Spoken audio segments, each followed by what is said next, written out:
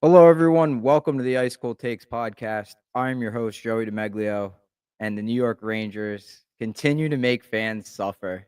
This week, they had two glorious opportunities to take a wild card spot in the Eastern Conference. Columbus, Montreal, Ottawa, the Islanders, all these teams don't want that final eighth wild card spot, the final playoff spot in the Eastern Conference. None of the teams want it. Everyone's been struggling, and the Rangers continue to make it look frustrating for fans. Um, Very surprising considering they were the President's Trophy winning team last season. I keep saying that on this show. The fact that not any semblance, not any version of that team has showed up once since October is mind-boggling. Uh, you would think with the pretty much the exact same roster the Rangers had, bringing it into this season, that they'd be able to go on some sort of run. It hasn't happened, and frankly, I'd venture to say that the Rangers, not only are they not a good team, they're a bad team, and to go from best team in the league to NHL lottery team, like, this is a formality, like, we're 9 games away from the Rangers very realistically being in contention for uh, moving up 10 spots in the NHL draft in a few months. This is insane, and the way they've been losing too is, I think, the most concerning part about all of this. I mean, I wanna start with last night's dreadful performance. I mean, if you stayed up late on the West Coast trip to watch them play, I'm sorry for you. I did the same thing. I was up with my nephew, and we're sitting here thinking, "Alright, the Rangers had this game in the bag, 4-2, like 6 minutes, 5 minutes left against the Ducks team that's, competing for a lottery pick, a rebuilding team that doesn't have anything going for them." And you blink your eye and the game is tied, and at that point, I'm already saying, like, they lost the game. So it didn't matter what happened in overtime. The Rangers are a dumpster fire. They quite literally, they're the laughing stock of the NHL this season. Uh, it's terrible, mind-boggling. There's no optimism here for me. I can't express that in any other way. The Rangers are a very bad hockey team. They shouldn't be in the playoffs. They shouldn't be fighting for a playoff spot. They don't deserve it. They don't show that they want it. I know what the players say, that they need to be better and that their effort wasn't good enough in games. I know that, but we're just not seeing that. It's the same issues with the Rangers time and time again. Guys not back checking, defending the rush, goaltending not coming up in the most opportune times this year. Power play gone cold. I mean, all the things that were going for the Rangers last season are not going that way this season. At the beginning of the third period last night, this is really funny in hindsight, looking back on it.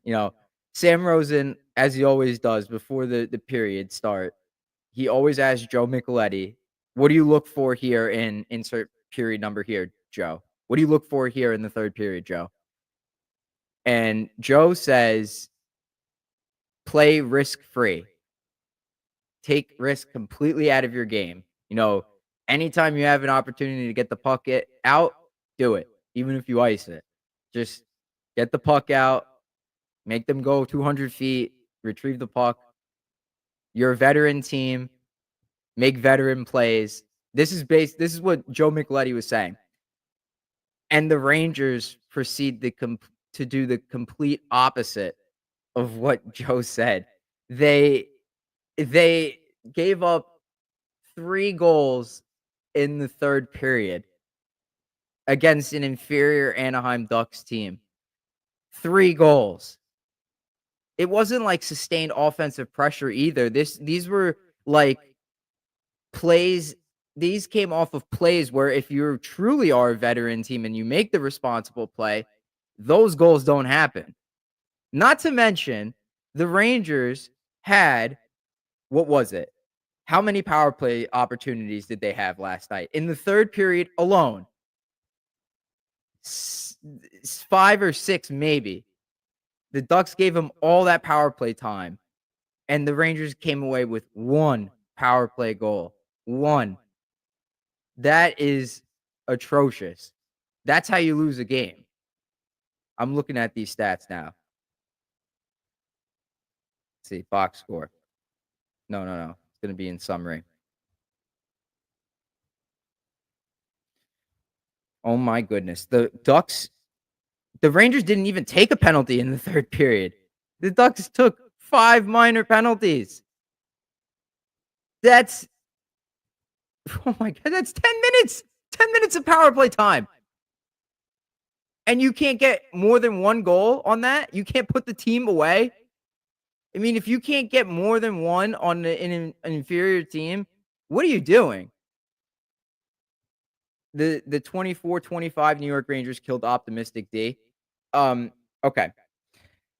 If someone came up and asked me, how would you describe the 2024-2025 New York Rangers? I would answer like this. Last season, you watched every game expecting the Rangers, no matter the score, to come away with the victory, or at the very least, get it to overtime or make it competitive. This season, in 2024-25, you're left thinking, how can the Rangers screw this up?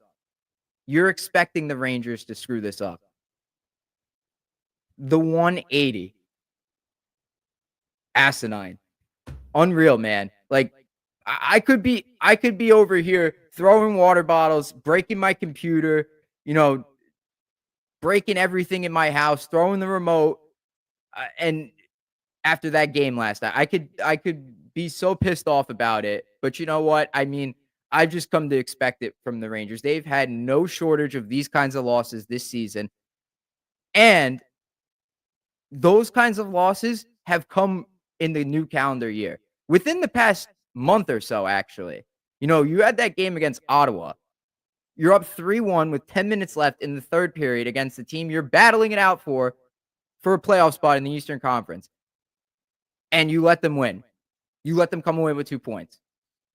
And you only get 1. Then you have a game where you're against Colorado and you tie the game up. You have a power play with 2.5 minutes left. Not only do you not score on the power play, but you let the Avalanche score with 15 seconds left in regulation. Don't even get to overtime to get the point.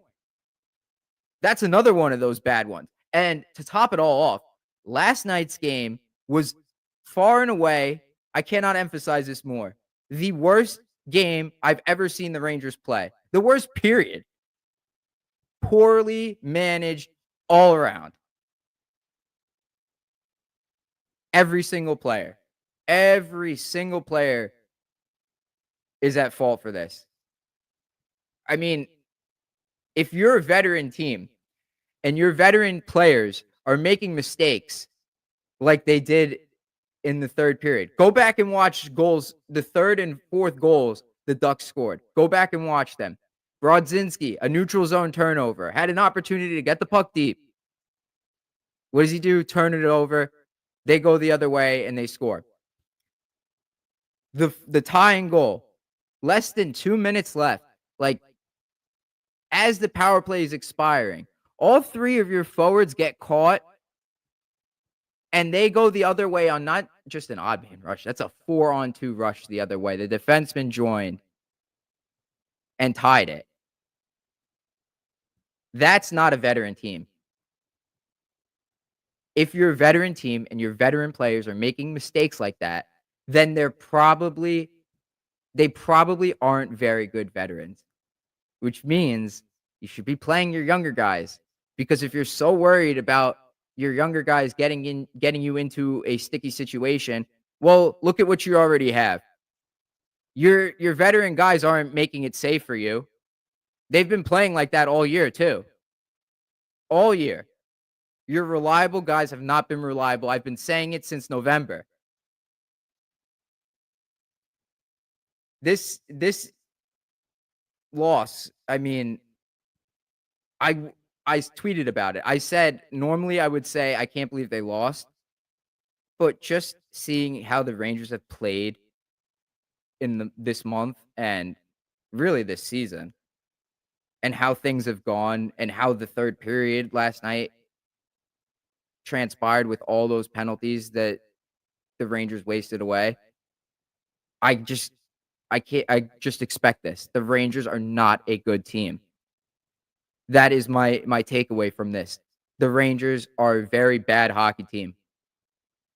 They shouldn't be anywhere close to a playoff spot. Go back last week, the Canadiens were down 3-0 to the Avalanche. 3-0 in the third period. They get that game to overtime. They lose ultimately, but that's a team that wants it. I know there's all this talk about, oh, no team wants it, but clearly the other teams in contention for that spot want it more than the Rangers, that's for sure.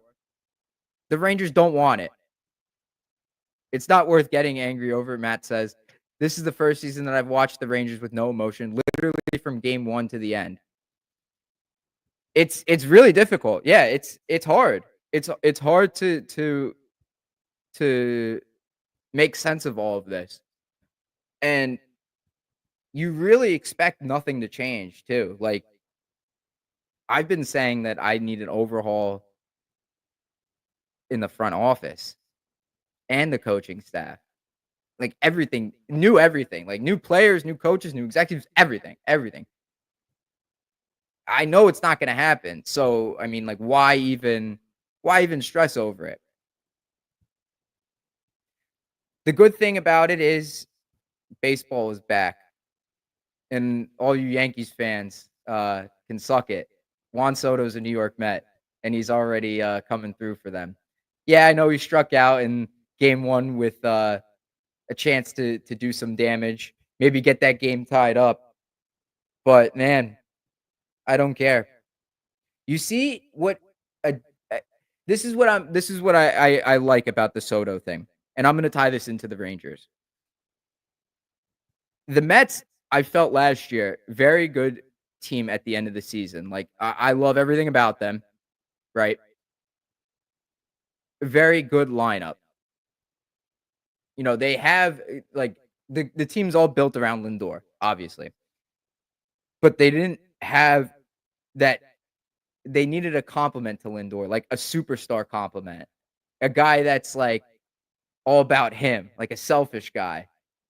Every successful team needs that. You need one of those guys. You can't have everyone be a team player. Why? Look at the Rangers. Every single player is a team player.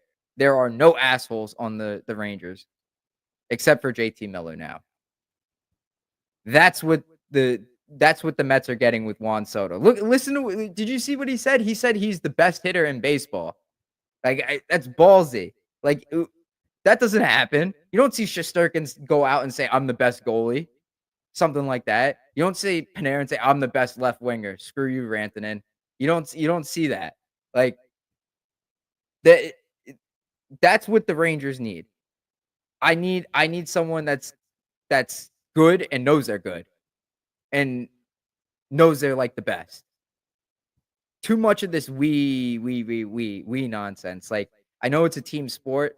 I don't care what you say. You need a guy that's going to be about him because when the team suffers, when the team is struggling, you at least have that silver bullet in the chamber. That guy could make something happen at a moment's notice. And when he's struggling, you have the rest of the team to pick him up. That's how it works. Matt says you want culture changer and an X factor. Juan Soto is that guy, generational talent and a World Series champion at 26 years old. JT Miller at 32 years old was never that guy. That's the difference. Yeah, yeah. I mean, that's the closest thing the Rangers have to, that kinda guy is what I'm saying. It's not easy to acquire that. You gotta draft them, and the Rangers don't do that. They draft well with their depth picks, but their top picks, man, they do this. They give you the finger. They they draft you the top guys, then they piss all over them, say figure it out, don't give them any opportunities to play, bench them even when they're scoring a goal and an assist, but they take a stupid penalty, they bench them. That's what they do. They give them the bird. Screw you. They don't give him an opportunity to play. Othman probably played his best game last night, and he didn't even have that much ice time. Finally getting an opportunity to play with competent players. And how much time did he have? 9:04. 9 minutes of time on ice. Brodzinski's Brodzinski, who, I mean, has had some good games recently. Absolutely terrible game, completely shit the bed in his 200th game. 11 minutes and 15 seconds of time on ice. Why are we rewarding guys that provide no upside this season? Why are we playing them over guys we don't know what they look like? We don't know how they are in these situations. You're afraid that they're going to make a mistake. You don't know that they're going to make a mistake. There's a greater chance. You know what's the greatest thing about this is there's a greater chance that the veteran is going to screw up than the younger guy is because we simply do not know what a guy like Berard or Othman's going to do with more minutes in like a close game. I didn't see him out there. But you know somebody on the Rangers with how the season has gone, Lafreniere or Miller or Zibanejad is going to make a mistake and cost you a goal. Plus, the Mets added Soto to a team on the rise. The Rangers added JT Miller to a team that's sinking. That's true. That's true. Big changes in the offseason. And there's huge news in the NHL as well. I know people are going to go crazy for this because he once coached for the Rangers, but John Tortorella was fired by the Philadelphia Flyers. Pretty shocking. It kind of came out of nowhere. Um, listen, this goes. Let's just do it. Let's just do it. This is the Ice Cold Take segment. The Ice Cold Take is an accurate statement backed by facts and observations that is solid in nature, similar to a block of ice, i.e., spot on claim. So, should the Rangers bring back John Tortorella? Stay as far away from him as possible. I love Torts to death. I do. I miss him dearly. He is not the answer to the Rangers' issues. The answer to the Rangers' problems is not a voice in the dressing room. I'm going to make a video about this. The Rangers have a clear identity crisis. The front office is trying to get their players to play a north-south style like the Hurricanes. The problem is the Rangers personnel is built around skill. They don't throw the body. They don't do that. And to me, I think it's BS because I think players should be able to adapt to the style of play that is needed to win games. I always point this out as an example. Look at the Vegas Golden Knights. Jack Eichel is known for his skill and his talent. He's now making a name for himself for his defense based on that Four Nations performance. But if you saw how he played in that playoff run where they won the Stanley Cup, he adapted. He played a north-south style. He was dumping and chasing the puck. That's what you need. If you have guys that are refusing to play like that, you got to get rid of them. And you tried it with Laviolette, a retread coach, where he's all about that, the muck and grind. And it worked the first season, and it fizzled out now. This is just who the Rangers are. No coach. It doesn't matter who you hire. We've seen it. No coach is going to get them to play that style. This Peter Laviolette is living proof that that's the coach. That's the coach, right? He's won a Stanley Cup. What else are you gonna do? Oh yeah, Torts is more experienced. Like he has more wins than Laviolette. You're not gonna do that either. Torts won a cup longer, like way before Laviolette did. Laviolette won in 2006.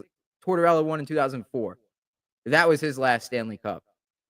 You're not gonna do it with go hire Joel Quenneville. You're not gonna do it like that. You need to change the script. You need to flip the script. I think, and this is where the ice cold part of it comes in. I think the Rangers should fire Peter Laviolette right now and promote Michael Peca to be the interim head coach. See what you have with him and roll. You had an opportunity to hire Chris Knoblauch in the offseason, 2 off seasons ago, and you didn't. You hired Laviolette, and the short-term results were great. But look at where it's gotten you this season, and look at what Knoblauch has done with the Oilers. You got to flip the script. You got to go in a different direction, man. Go with the new school. Enough of this old boys club mentality, man. Let a new coach take over. They tried it with David Quinn and it didn't work. But David Quinn wasn't the right coach. He clearly was more along the lines of the retread coaches. You get a guy in there that has fresh eyes on the situation, like a Michael Peca. You could even go with Team USA's coach from the World Junior Championships, David Carl. That wouldn't be a bad idea. But I think right now the Rangers should fire Peter Laviolette and name Michael Peca as the interim head coach and get it done before the offseason. The Rangers aren't going anywhere this season. It's a formality. That's my ice cold take.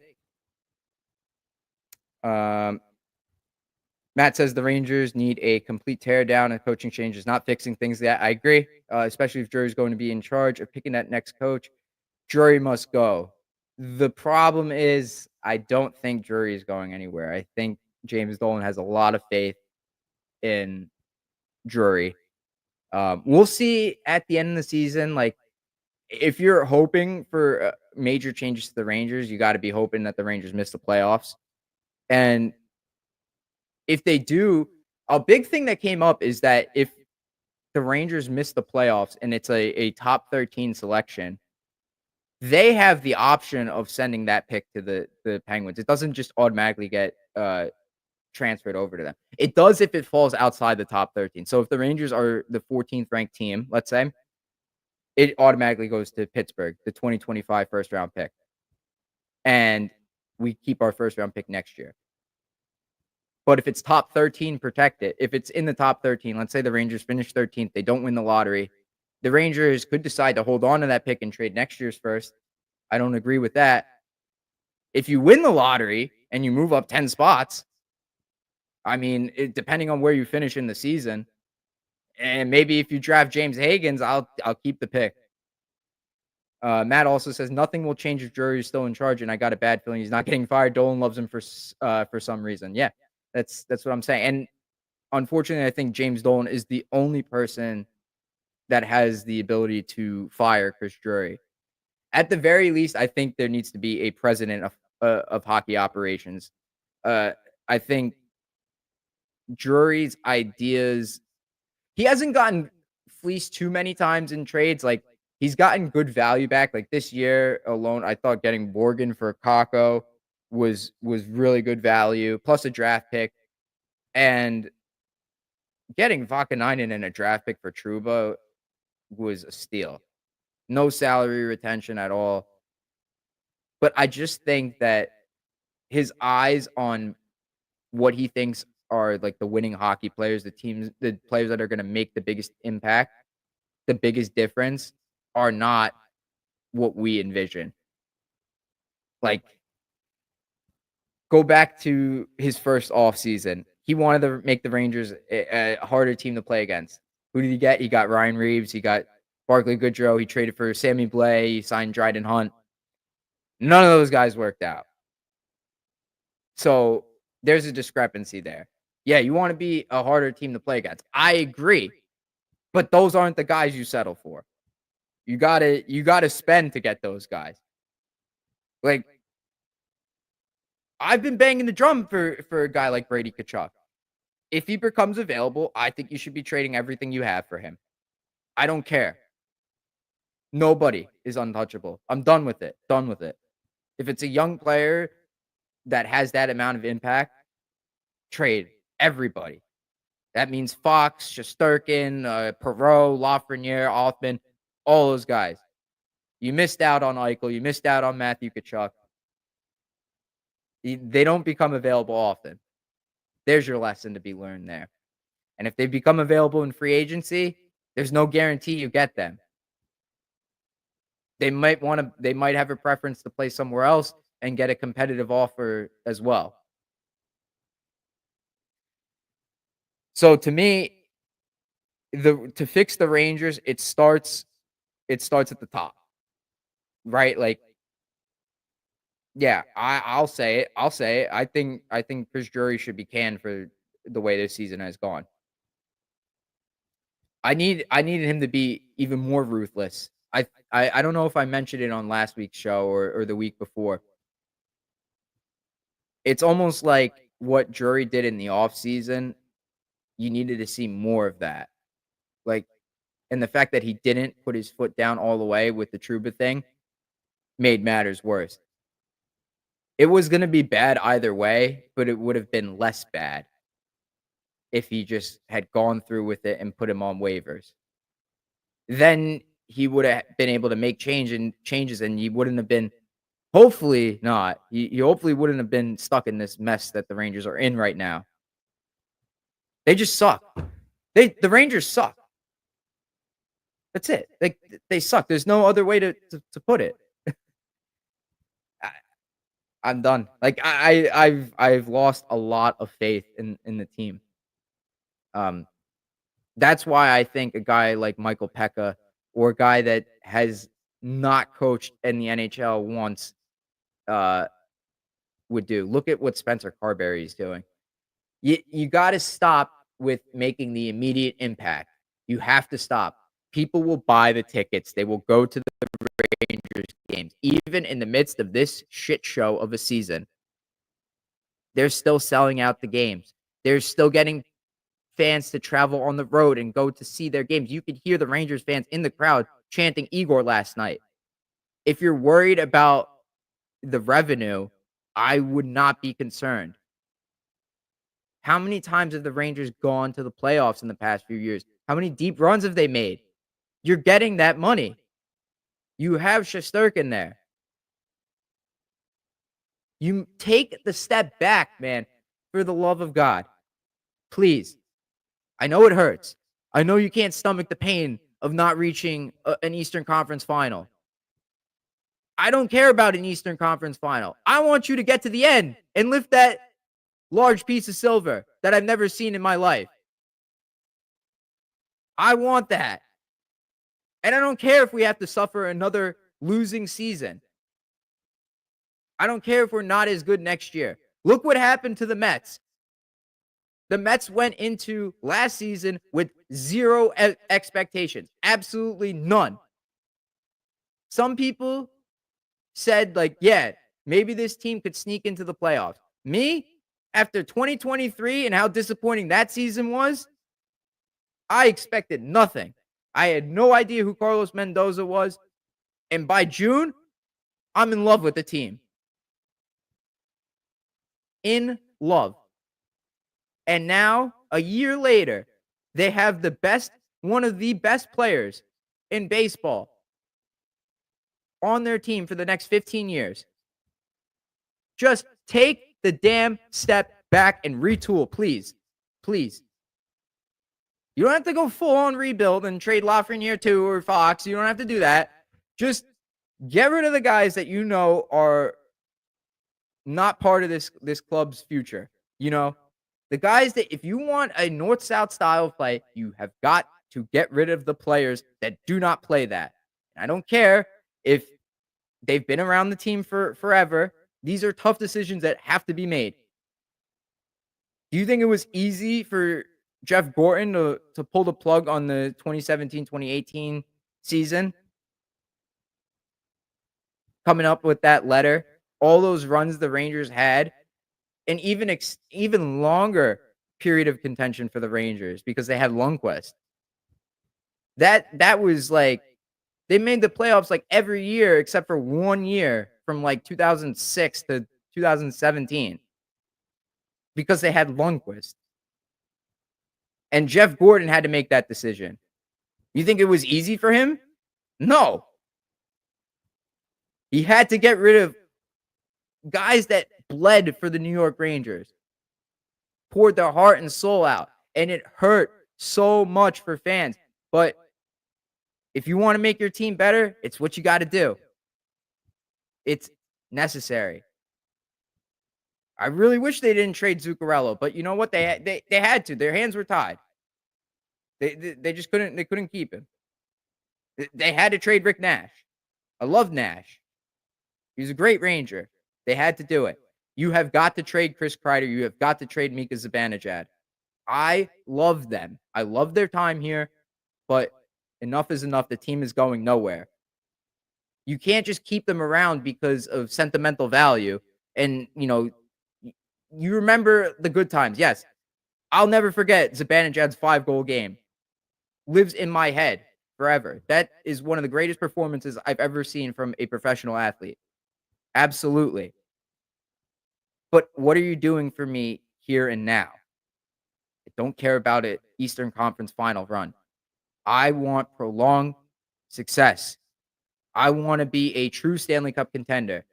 Every year, the same teams are looked at and like, yep, they're a lock Stanley Cup contender. Colorado, Tampa Bay. The Bruins were always like that. The Panthers are now, for the foreseeable future, the Panthers, because of how they've locked up their core already pretty much, for at least the next 7 years, they're going to be a cup contender. True cup contender, that is. Not a fake one like the Rangers where it's like hit or miss. Like this year they fall off and last year they're a true contender. No. Every year for the next 8 years, unless there's a big injury, even with the injuries, still a true cup contender. I want that.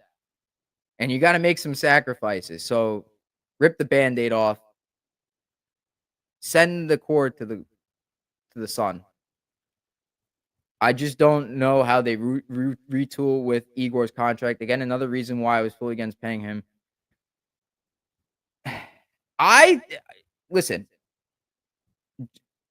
I don't know how Drury did it. He got rid of Goodrow's contract without retaining salary. He got rid of it for free, basically. He got rid of Trouba's contract without giving up anything. He traded Patrick Nemeth, and he only had to give up a second-round pick. I don't think Stahl was his trade, but he's made moves like this before. If he's still here, you could work around that. The cap is going up significantly.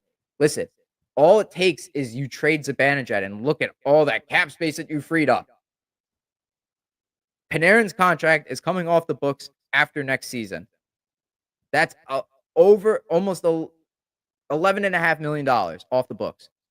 So that's, if you get rid of Panarin and Zibanejad, that is $20 million in salary cap that you could use elsewhere. If you want to retool, get better scouts. Trade these guys for first-round picks and get better scouts. And when you get those guys, actually develop them.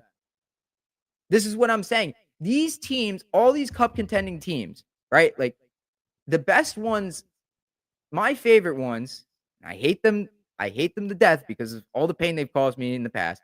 The Tampa Bay Lightning. Their farm system always strong. Doesn't matter where they pick. 3rd round, 4th round, 7th round, 1st round. All their guys come through. Play some sort of role on their teams. They picked up a Rangers like a dump, like Darren Radish. He's a top 4 defenseman. from trash to gold. They make it work. Player development. Their big issue is like they probably can't get the big guy to come. But that's even less of an issue. They got Jake Gensel. Look at how they build their teams. They're always good. Always. They always have guys coming up filling in for them. Palat, Johnson, Kucherov. Braden Point was a 3rd-round pick. Cirelli, a 2nd-round pick. This is how you got to build your team. You can't just pay for every single guy. You'll never have a sustained team, a dynasty. You'll never have a dynasty that way. You have to build your team through the draft. That's how you win. And the Rangers don't do that. They'll get decent depth players. Like, yeah, I like Cooley. I like Berard. You don't have any top-line stars that you drafted. All of them, Kreider this season, it doesn't even fit that. And even still, it took him years to get to a 30-goal season. He didn't get it in his early 20s. He got it in his 30s. You need guys that are going to be longtime contributors for the franchise. And you were hoping to get that with Kravtsov and Lias Anderson and Hedel and Lafreniere and Kakko, and it just didn't work out. Well, again, look at yourself in the mirror and fix the issue. Why are the guys for other teams coming through for them? Why are those top draft? Why is Stützle playing way better? Why is Jack Hughes playing way better than Kakko ever was? Oh, because they didn't have Panarin in front of him on the depth chart. So what? Panarin is still getting his money. What, like, I don't get it. You can't use that as an excuse. You can't use it, well, we have to give this guy minutes because we're paying him more money. I don't care. If he doesn't earn it, then he doesn't earn it. And I'm tired of hearing, listen, I get it. It's a meritocracy, but you don't know what you have in the guys. Throw him a bone. Berard skates his ass off every game. Far from a perfect player. He works hard. Let him play. I don't get it. I don't get it. It's literally square peg, round hole. That's what the Rangers are doing. That's how the Rangers have been run, prospect-wise. And it's never made sense to me. You can't play your first round pick on the 4th line and expect him to do stuff. Yeah, well, he's got to make the players around him better. But the players around him aren't good to begin with. What do you want him to do? I don't know what to say at this point. I don't know what else to say. This season has been terrible for the Rangers. I'm usually very optimistic. In 1 year, everything is gone to shit. Everything is flipped on its head. I don't know. Up is down, down is up. Everything's all over the place. I don't know where this team is going. I don't know what they're gonna do in the offseason. The opportunity to sign Jacob Chikrin has gone out the window. There's no way that could happen because he just signed an extension with Washington. There's no good with the Rangers. No good this season. Any optimism I had is like zapped. I'm completely broken. Completely broken. I wasn't. And honestly, I wasn't like even. I was. Don't get me wrong. I was pissed last night after they lost, seething. But I wasn't yelling or screaming like I've done in the past, or throwing stuff or kicking. I really wanted to do that. I really did, believe me. But I just knew that this is what the Rangers do. Once they scored with 5 minutes, 5 and change left to get it to a 1-goal game, I'm like, yeah, I don't think this is looking good for the Rangers. But then the Ducks took Another stupid penalty, pretty much handing the Rangers the game. And the Rangers couldn't even do anything with that. So that made it even worse. That stung so much more.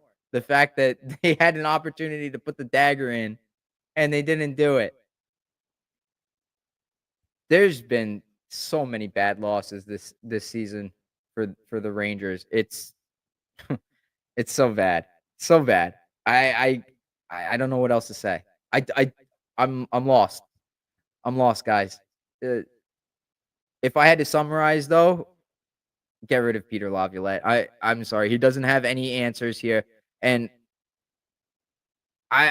like I will put blame on him, but it's kind of along the lines of Gerard Gallant. Like Gallant saw it. Like if you have all this talent, they don't play the way that you need them to play. He was asked point blank, Laviolette was, by Vince Mercogliano. Like, is the East West tendencies part of this team's DNA? And Laviolette basically point blank said, yes, yes. And there's nothing I could do to do that. Like, he's right. This is something that should have been fixed from day one. You can't teach an old dog new tricks. These guys are in their 30s. The rebuild was such a failure. All the young talent that we acquired just gone. Nothing. Nothing came of it. I don't know, guys. Michael Pekka all the way. Free Michael Pekka. I will die on that hill. I knew the Rangers should have hired Knobloch. I knew it. I knew it. I wrote an article about it. I talked about it on my show. I just knew it was a mistake that they didn't consider it. They did, but they didn't. And I don't believe they'll consider Michael Pekka until I see like that they've put an offer on the table for him. It's just the way it goes with this franchise. I don't think Joe Quenneville is saving them. I don't think John Tortorella is saving them. If Peter Laviolette couldn't fix this team, nobody can. So you got to retool. You got to scratch. You got to start from scratch. Keep the guys that work. Like you could keep Lafreniere around if you don't want to make like a huge splash in the offseason. Like sure, keep Lafreniere around. You keep JT Miller, maybe you keep Trocheck. You move on from I hate to say it, like you move on from a guy like Panarin. You move on from Zibanejad and Kreider. You free up the cap space, get draft picks, get prospects. What are you gonna do with those prospects though? That's the $1,000,000 question. It always seems to be with the Rangers. But I don't know. Knowing how they operate, they're just gonna ask the NHL for permission to bring back Joe Quenneville. They're gonna have a great year, come close to a franchise record or set a franchise record for points in a season. Go to the Eastern Conference Final and then disappoint. And then the following season, you're gonna have the same damn thing. It's a pattern. Gerard Gallant hired first year. Rangers not expected to do too much. Rangers overachieve, go to the conference finals. Next year, high expectations, true cup contender, fall flat on their face, blow a 2-0 series lead to the Devils. Next year, hire Peter Laviolette. No expectation that they'll get back to the way they were 2 years before. Have a great season, true cup contender, eliminated in the conference finals. This year, no excuses, true cup contender, same roster. Rangers fall flat on their face. They're a lottery team. This is the pattern that the Rangers have been suffering from. And it's time to break free from that. Get rid of Peter Laviolette, stay away from John Tortorella, and hire Michael Pekka. That's it for me. Long-winded rant, guys. A lot of issues I'm dealing with the podcast, just distribution-wise. Hopefully, I'll be able to solve that. Maybe that seeped into my frustration today. But I hope you guys enjoyed this episode, and I'll see you guys next week. Bye.